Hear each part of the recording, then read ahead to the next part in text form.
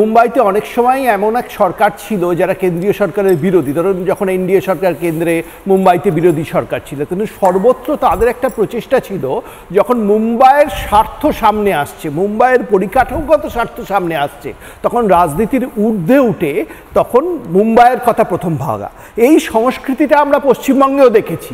মনে করুন 1999 সালে Mayukh Atal Bihari বাজপেয়ীর golden quadrilateral project, যার মাধ্যমে কলকাতাকে বাকি তিনটে মেট্রোর সাথে লিঙ্ক করা হয়েছিল, 5846 কিলোমিটার হাইওয়ে তৈরি হয়েছিল।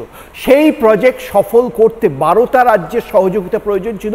পশ্চিমবঙ্গ অন্যতম রাজ্য। জমি অধিগ্রহণ এবং রাস্তা তৈরির ক্ষেত্রে যে সহযোগিতা তখন বাম সরকার করেছিল, সেটা যদি তারা না করতো, এবং এই প্রজেক্ট শেষ হয়েছিল 2012 সালে, তখন তৃণমূল ক্ষমতায়, সুতরাং সেই স্বাদ তারাও পেয়েছে, তারা কিন্তু এই গোল্ডেন কোয়াড্রিল্যাটারাল প্রজেক্ট বাস্তব হতো না, পশ্চিমবঙ্গের আকর্ষণ বাড়তো না। এখানে মমতা বন্দ্যোপাধ্যায়ের সমস্যা কি হয়েছে ময়ূক জানেন? মমতা বন্দ্যোপাধ্যায় ক্ষমতায় এসছেন উন্নয়নের বিরোধিতা করে। তিনি জমি অধিগ্রহণের বিরোধিতা করেছেন টাটার গাড়ির কারখানার জন্য। রতন টাটা যখন সিঙ্গুর প্রজেক্ট নিয়ে চলে গেছিলেন, তিনি বলেছিলেন মমতার জন্যই সিঙ্গুর ছাড়লাম। এবার যে কোনো পরিকাঠামোগত প্রজেক্টের জন্য জমি অধিগ্রহণের প্রয়োজন হয়, সেখানে মমতার একটা দ্বিধা চোখে পড়ছে।